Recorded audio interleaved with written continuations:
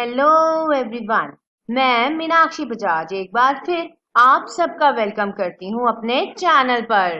मेरे चैनल पर कई सारे सब्जेक्ट्स के कंप्लीट वीडियो लेक्चर्स अवेलेबल हैं, जिससे आप मनचाहे कॉम्पिटिटिव एग्जाम की तैयारी कर सकते हैं। आजकल मैं आपके साथ डिस्कस कर रही हूँ बैंकिंग का सब्जेक्ट, जिसके ऊपर कई लेक्चर्स अवेलेबल हैं और उसका लिंक डिस्क्रिप्शन बॉक्स में प्रोवाइड कर दिया है। टॉपिक चल रहा है कमर्शियल बैंक्स का, जिसके ऊपर 2 पार्ट्स डन हो चुके हैं। आज हम डिस्कस करने वाले हैं सेकेंडरी फंक्शंस। सेकेंडरी फंक्शंस 2 प्रकार के होते हैं। आज का वीडियो लेक्चर एजेंसी सर्विसेज के ऊपर बेस्ड होगा। तो आइए स्टार्ट करते हैं इस टॉपिक को एक बेहतरीन तरीके के साथ समझना। जैसे कि हमने पिछले वीडियो लेक्चर में अच्छे से जाना था कि बैंक के प्राइमरी फंक्शंस कौन कौन से होते हैं। तो अगर आपने वो लेक्चर नहीं सुना तो ऐसा क्यों हुआ? क्योंकि आपके नोटिफिकेशन ऑन नहीं है, तो आपको समय पर इंफॉर्मेशन नहीं मिलती। तो नोटिफिकेशन को ऑन करके जरूर रखिए। अब हम बात करने वाले हैं सेकेंडरी फंक्शंस की। सेकेंडरी फंक्शंस में आते हैं 2 मुख्य फंक्शन। पहला है एजेंसी फंक्शन और दूसरा है जनरल यूटिलिटी सर्विसेज। चलिए देखते हैं एज अ एजेंट बैंक कौन कौन से काम करता है अपने कस्टमर्स के लिए। कमर्शियल बैंक्स के कई सारे रोल हैं, उनमें से एक बहुत अहम रोल है एजेंट का। कमर्शियल बैंक बिहेव करता है एक एजेंट की तरह अपने कस्टमर्स के लिए और उन्हें वह सारी सर्विसेज देता है जो उन कस्टमर चाहता है। इसके अंदर 4 मेन प्रकार की सर्विसेज हैं। एक एक करके हम चारों को डिस्कस कर लेते हैं। पहली है execution of standing orders. Standing order का मतलब होता है एक ऐसी इंस्ट्रक्शन जो अकाउंट होल्डर देता है अपने बैंक को। इंस्ट्रक्शन कुछ भी हो सकती है, पैसे कलेक्ट करने की भी या कहीं पर पेमेंट करने की भी।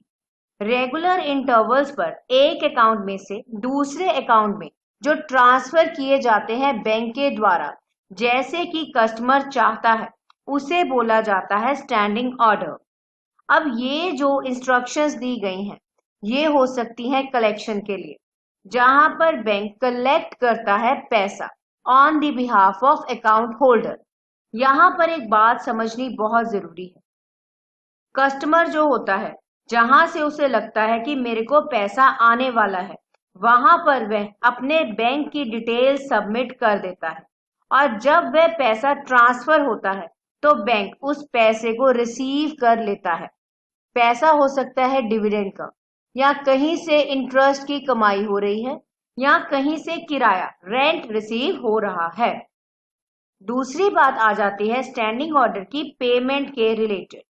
टिपिकली लोग अपने सेविंग अकाउंट में ऐसे ऑर्डर देके रखते हैं जहां पर डायरेक्ट डेबिट की रिक्वायरमेंट होती है। तो जो बेनिफिशियरी है जिसको पेमेंट करनी है, उसे मालूम होता है कि मुझे पैसे कहां से आएंगे। तो जब पैसे का समय आता है तो बैंक कस्टमर के बिहाफ पे वह पेमेंट कर देता है। अब पेमेंट हो सकती है इंश्योरेंस प्रीमियम की, किसी प्रकार की फीस की, किसी इंटरेस्ट की या रेंट की। इसके अलावा कस्टमर जैसी पेमेंट देना चाहता है वैसे वो बैंक को ऑर्डर दे सकता है। यहाँ पर एक बहुत बढ़िया बात है, यहाँ पर जो बेनिफिशियरी है उसे बैंक के पास नहीं आना पड़ता अपनी पेमेंट क्लेम करने के लिए। बैंक ऑटोमेटिकली जिस समय पर बोला गया है डेबिट कर देता है अकाउंट में से वह पैसा और बेनिफिशियरी को वो पैसा मिल जाता है। इसका मतलब दोनों को सहूलियत हो जाती है, पैसा देने वाले को भी और जिसके अकाउंट में पैसा जमा हो रहा है उसको भी। और किसी भी प्रकार का रिस्क बिल्कुल एलिमिनेट हो जाता है, क्योंकि ऑर्डर्स में साफ साफ मेंशन किया होता है कि कब और कितना पैसा किसके अकाउंट में ट्रांसफर करना है। दूसरा एजेंसी फंक्शन है payment and collection of cheques. Commercial banks का एक बहुत ही महत्वपूर्ण काम है चेक्स की पेमेंट और कलेक्शन करना। अभी तक हम ये जान चुके हैं कि कमर्शियल बैंक्स मनी को ट्रांसफर करते हैं, मनी मेकिंग का काम करते हैं। इसके साथ साथ जो कमर्शियल बैंक के क्लाइंट्स या कस्टमर्स हैं, उनके चेक्स को भी वो कलेक्ट कर लेते हैं। एग्जाम्पल के तौर पर समझिए, मान लीजिए आपको कहीं से पेमेंट आई है एक चेक के द्वारा, पर वह जो चेक है वह किसी और शहर का है जहां पर आप खुद नहीं जा सकते। तो आप उस चेक को डिपॉजिट करेंगे अपने लोकल बैंकर के पास और उसे रिक्वेस्ट करेंगे कि ये जो पैसा है दूसरे शहर से कलेक्ट कर दे।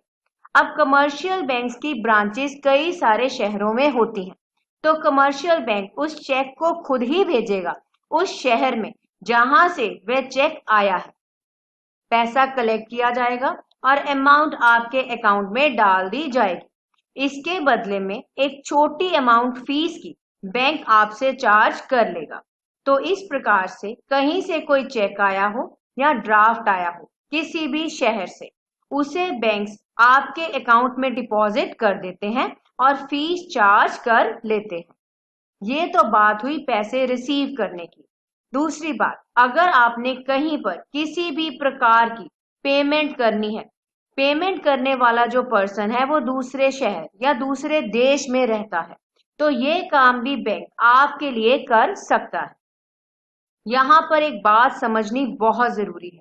जब भी पैसा आप बैंक को देते हैं या चेक देते हैं, वहां पर जो काउंटर फॉइल आप भरते हैं उसे संभाल के रखना क्लाइंट की ड्यूटी है, क्योंकि वह एक प्रूफ है कि आपने डिपॉजिट किया है। और जब तक पैसा आपके अकाउंट में क्रेडिट ना हो जाए, उस काउंटर फॉइल को संभाल के रखना बहुत ही अनिवार्य है। तो चार्जेस हर एक बैंक के अलग अलग होते हैं। अब बात आ गई कि कितना समय लगेगा, तो उसके लिए रिजर्व बैंक ऑफ इंडिया ने कई सारे रूल्स बना रखे हैं कि कलेक्शन बिजनेस को कितना टाइम लगेगा। इसके अलावा एक और रूल भी है कि हर एक बैंक को ये डिस्प्ले करना पड़ेगा लिखकर कि कौन सा काम कितने दिनों में वह करेगा, और अगर निश्चित समय में बैंक वो काम नहीं करता तो बैंक को डिले जितने दिन का हुआ है उतने समय का इंटरेस्ट कस्टमर को पे करना पड़ता है। तो माय डियर लर्नर्स, अगर आपको लेटेस्ट इंफॉर्मेशन मेरे से मिल रही है और टॉपिक भी अच्छे से समझ आ रहा है, तो एक लाइक जरूर कीजिएगा, चैनल को भी सब्सक्राइब कीजिएगा और शेयर कीजिएगा ज्यादा से ज्यादा। अब हम डिस्कस करते हैं कि किस तरीके से bank as a agent bill of exchange and promissory notes का पेमेंट एंड कलेक्शन का काम भी करता है। सबसे पहले तो ये जानिए कि बिल ऑफ एक्सचेंज एक रिटर्न ऑर्डर होता है ड्रॉअर के द्वारा, और ये ऑर्डर दिया जाता है ड्रॉई को कि उसने निश्चित समय पर निश्चित अमाउंट की पेमेंट करनी है। और ये एक बहुत ही कॉमन तरीका है ट्रेड करने का। और जनरली बैंकिंग के बिजनेस में बिल ऑफ एक्सचेंज एक चेक की भूमिका निभाता है, या यूं कहें एक चेक भी बिल ऑफ एक्सचेंज ही होता है, जो कि ड्रॉ करता है कस्टमर अपने बैंक के ऊपर और उसे आदेश देता है कि जब भी डिमांड हो वह पे कर दे। तो बिल ऑफ एक्सचेंज एक ऐसा ऑर्डर है जिसमें लिखा जाता है स्पेसिफिक सम जिसे कि पे करना होता है, और जब भी बिल ऑफ एक्सचेंज बनाया जाएगा तो बैंक को एज अ एजेंट उसके अकॉर्डिंगली पेमेंट करनी ही होगी। जैसे कि अभी हमने सीखा कि बैंक हर एक प्रकार के नेगोशिएबल इंस्ट्रूमेंट के लिए जो भी ऑर्डर्स दिए जाएंगे उन्हें पूरा करेगा कस्टमर के बिहाफ पर। उसी कैटेगरी में आ जाता है प्रॉमिजरी नोट। प्रॉमिजरी नोट में क्या होता है, इसके अंदर एक पार्टी दूसरी पार्टी को प्रॉमिस करती है पैसा पे करने का, और जिसने पैसा देना है उसे भी प्रॉमिस करना होता है, वह होता है मेकर, और जिसे पैसा मिलना है वह होता है पेई। और यहाँ पर ये सारा काम बैंक के द्वारा किया जा सकता है। और जनरली जब लोन्स होते हैं दो इंडिविजुअल के बीच में, तो ये माना गया है कि वह राइटिंग में होने चाहिए और उसके ऊपर साइन होने भी बहुत जरूरी है, तभी वह एक प्रूफ बनते हैं। रिकॉर्ड कीपिंग का ये एक बहुत ही महत्वपूर्ण जरिया है। चौथा फंक्शन है acting as trustee. Bank trustee की भूमिका निभाता है। ट्रस्टी की भूमिका निभाता है गवर्नमेंट के लिए, किसी भी कॉर्पोरेट हाउस के लिए और जनरल पब्लिक के लिए भी। देखते हैं कैसे। जैसे कि मैंने आपको बताया कि बैंक का बहुत ही इंपॉर्टेंट रोल है कि वह देश में डेवलपमेंट लाए। जो भी रूल्स एंड रेगुलेशंस बने हैं, चाहे वो बैंकिंग रेगुलेशन एक्ट 1949 के तहत बने हो या कंपनीज एक्ट 2013 के तहत, उन सबको फॉलो करें। जो कॉन्फिडेंस सरकार ने दिखाया है बैंक्स में, उस कॉन्फिडेंस को वह कभी भी ना तोड़े। हर एक काम किया जाए देश की तरक्की के लिए, और कस्टमर को धोखा देने का कभी भी ख्याल बैंक के दिमाग में ना आए। दूसरी बात, बैंक ट्रस्टी का रोल प्ले करता है कॉरपोरेट हाउस के लिए, मतलब कंपनीज के लिए। एग्जाम्पल के तौर पर समझिए, मान लीजिए एक कंपनी है जो कि डिबेंचर्स इशू करना चाहती है। अब डिबेंचर्स इशू करने हैं, पैसा तो आएगा। अब उस पैसे को कहाँ रखा जाएगा? पैसे को रखा जाएगा फाइनेंशियल इंटरमीडियरी की मदद से। फाइनेंशियल इंटरमीडियरी होगा बैंक, जो कि ट्रस्टी की तरह पूरा रोल निभाएगा, सिक्योरिटी रखेगा लोगों के पैसों की, और डिबेंचर्स की तरफ भी लुक आफ्टर करेगा। और जब इंटरेस्ट की पेमेंट करनी होगी डिबेंचर होल्डर्स को, तो सारा काम बैंक की मदद से ही किया जाएगा। कोई भी बिजनेस फाइनेंशियल मैटर्स में बैंक पर ही निर्भर होता है। सारे ऑर्डर्स बैंक को ही दिए जाते हैं। तो इस प्रकार से बैंक्स एक नेचुरल चॉइस है हर एक प्रकार के बिजनेस के लिए। बैंक ट्रस्टी की भूमिका निभाता है पब्लिक के लिए। लोगों के लिए बैंक में पैसे रखना है सेफ कस्टडी, तो बैंक एक ट्रस्टी की तरह कॉन्फिडेंस को निभाता है। जितने भी बैंकर हैं वे इस एक्ट के अंदर, जो कि इंडिया में है, द इंडियन ट्रस्टीज एक्ट 1882 को मानते हुए सारी प्रोविजंस को फॉलो करते हैं। बैंक के ऊपर है स्पेशल ऑब्लिगेशन कि वह लोगों के अकाउंट का पैसा या कीमती सामान जो बैंक में रखा गया है उसे संभाल कर रखे। तो इसके साथ ही हमारे एजेंसी फंक्शंस कंप्लीट हुए। मुझे उम्मीद है कि आपको ये टॉपिक अच्छे से समझ आया होगा। अगले वीडियो लेक्चर में हम सीखेंगे कि जनरल यूटिलिटी सर्विसेज क्या होती हैं और बैंक किस प्रकार से ये सर्विसेज प्रोवाइड करता है अपने कस्टमर्स को। तब तक के लिए जुड़े रहिए मेरे चैनल के साथ और भूलिएगा नहीं, लाइक, शेयर एंड सब्सक्राइब। मिलते हैं बहुत जल्द।